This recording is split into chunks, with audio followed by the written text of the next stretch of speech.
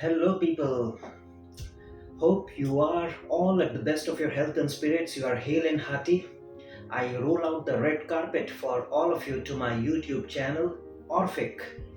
I'm Nimish Thakkar, and you all know I belong from educational background. And today I'm here with a very thought-provoking theme. And the theme is, what is the universal remedy to English language related disorders or problems?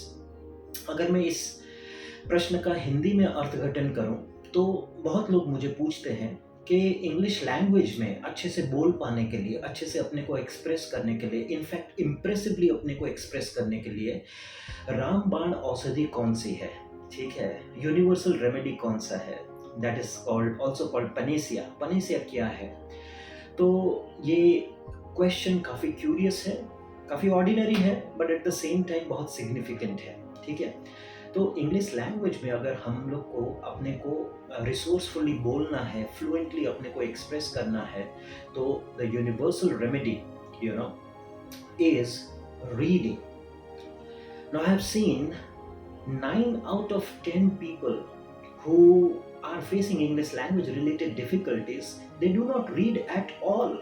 उन लोग पढ़ते ही नहीं हैं। क्या नहीं पढ़ते हैं कि नॉवल नहीं पढ़ते हैं, न्यूज़पेपर नहीं पढ़ते हैं, और actually the reality is vice versa. Reality is very contrary. क्या है reality? That good readers are amazing communicators.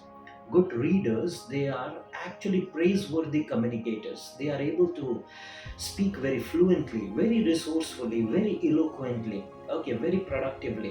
So if you want to charm your audience, if you want to speak scintillatingly, if you wish that there should be sparkle in your speech, right, you have to make it a habit of reading, and reading 10 pages of a novel daily.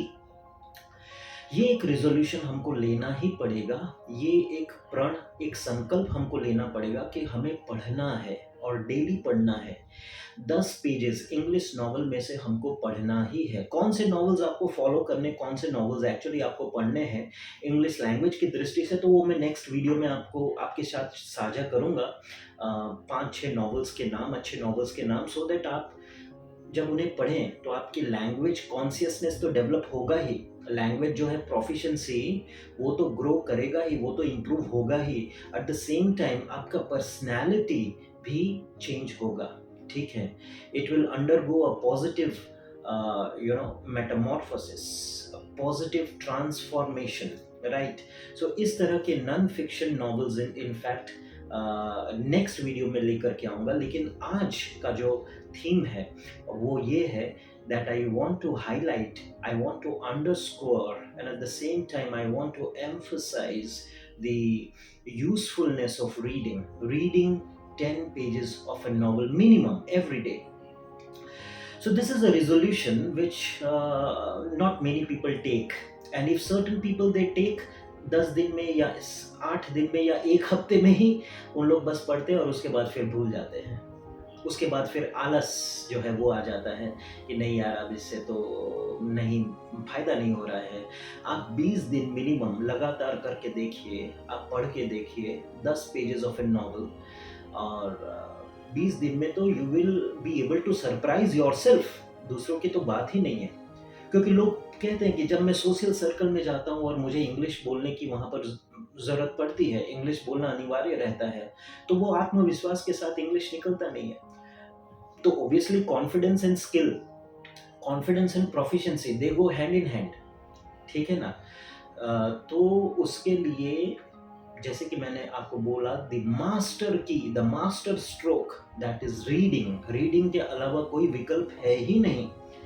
भले फिर आपको बहुत अच्छे से अपने को express करना हो, या कोई इंग्लिश में एकदम फर्राटेदार इंग्लिश में बोल रहा है, इलोक्वेंटली बोल रहा है, उसको ठीक से समझना हो विथ एक्यूरेसी, या तो कहीं पर हमें ईमेल ड्राफ्ट करना है या लेटर लिखना है, या कोई भी हमें गेस्ट बुक या विजिटिंग बुक या स्लैम बुक भरना है, तो उसमें भी हमको इंग्लिश की प्रोफिशिएंसी चाहिए होगी, राइट। तो उसके लिए भी रीडिंग आपको हेल्प करेगा। Even when you want to write charmingly, you want to write sparklingly, reading will help you. And at the same time when you are reading a circular, बहुत बार ऐसा होता है कि सर्कुलर आता है उसको हमें पढ़ना है, या कोई ब्रोशर पढ़ना है, या तो कोई नोटिस बोर्ड पढ़ना है, राइट, टर्म्स एंड कंडीशंस की लिस्ट पढ़नी है, इंग्लिश में लिखा हुआ है, तो वो चुनौतीपूर्ण नहीं होना चाहिए हमारे लिए, वो चैलेंजिंग नहीं होना चाहिए, right. So for that also reading is of extreme significance. ठीक है, तो रीडिंग से क्या होगा कि मिनिमम 10 पेजेस तो आपको पढ़ने ही है, वो तो आप प्रण ले लो, संकल्प ले लो, रेजोल्यूशन ले ही लो कि सन एंड मून में interchange their positions, oceans and lake में dry up, but I will not let a single day pass without reading. अब मेरी बात करें तो मैं 7 में से 6 दिन तो मैं पढ़ता ही हूँ। भले कभी फिर ऐसा होता है कि 7 पेजेस पढ़ लिए, लेकिन दूसरे दिन ऐसा भी होता है कि 15 पेजेस पढ़े या 30 पेजेस भी पढ़ लेता हूँ समय मिलते ही। और समय मिलता नहीं है, एक्चुअली निकालना पड़ता है। ठीक है, तो समय हम निकालते हैं, चाहे जितना भी बिजी हो, खाने के लिए हम समय तो निकाल ही लेते हैं, तो वैसे ही पढ़ने के लिए आप समय निकालिए, तो इससे काफ़ी ज़्यादा आपको फ़ायदा होगा। और ये जो एक कंसिस्टेंट क्वेश्चन रहता है कि how to in fact have a commanding social presence, a commanding and authoritative social presence, तो आज की डेट में ये सही है कि if we have our mastery over English, it will be an icing on the cake. ठीक है, तो आज के लिए इतना ही। नेक्स्ट वीडियो में लेकर के आऊँगा कि कौन कौन से नॉवेल्स इनफैक्ट मैंने पढ़े हैं और यूनिवर्सली सबको पढ़ने चाहिए in order to enhance your language consciousness. ठीक है, till then, do take great care of your self. Goodbye and love you all.